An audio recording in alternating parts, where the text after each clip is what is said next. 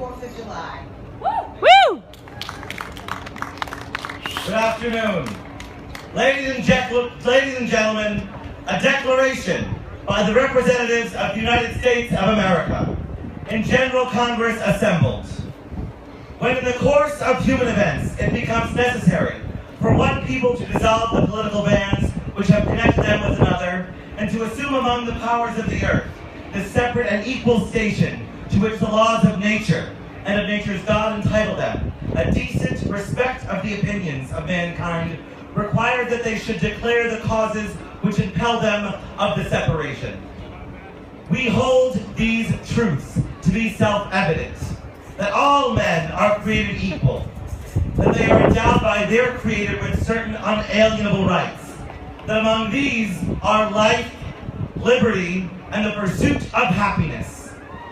That to secure these rights, governments are instituted among men, deriving their just powers from the consent of the governed, that whenever any form of government becomes destructive of these fines, it is the right of the people to alter or to abolish it, and to institute new government, laying its foundations on such principles and organizing its powers in such forms as them shall seem most likely to affect their powers in such forms, safety and happiness. Prudence indeed will dictate that governments long established should not be changed for light and transient causes. And accordingly, all experience has shown that mankind are more despondent to suffer, while evils are sufferable than to right themselves by abolishing the forms to which they are accustomed. But when a long list of train of abuses and usurpations, pursuing invariably the same object, evinces a design to reduce them under absolute despotism, it is their right, it is their duty to throw off such government and to provide new guards for their future security. Such has been the patient sufferance of these colonies, and such is now the necessity which constrains them to alter their former systems of government. The history of the present King of Great Britain is a history of repeated injuries and usurpations, all having in direct object the establishment of an absolute tyranny over these states. To prove this, let facts be submitted to a candid world, and after a long list of grievances. In every stage of these oppressions, we have petitioned for redress in the most humble of terms. All repeated petitions have gone unanswered only by repeated injury. A prince whose character is thus marked at every act, which may define a tyrant, is unfit a ruler of free people. Nor have we been wanting in attentions of our British brethren. We have warned them from time to time of attempts by their legislature to extend unwarrantable jurisdiction over us.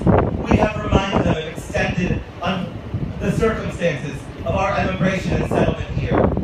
We have appealed to their native justice and magnanimity, and we have conjured them by the ties of our common kindred to disavow these usurpations, which would inevitably interrupt our connections and correspondence.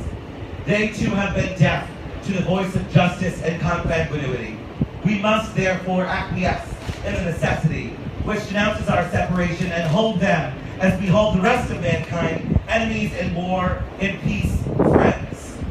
We, therefore, the representatives of these United States of America, in General Congress assembled, appealing to the Supreme Judge of the world for the rectitude of our intentions, do in the name and by authority of the good people of these colonies, solemnly and publicly do declare that these United Colonies are, and of right ought to be, free and independent states, that they are absolved from the allegiance of the British Crown, and that all political connection between them and the state of Great Britain is and ought right to be totally dissolved, and that as free and independent states, they have full power to levy war,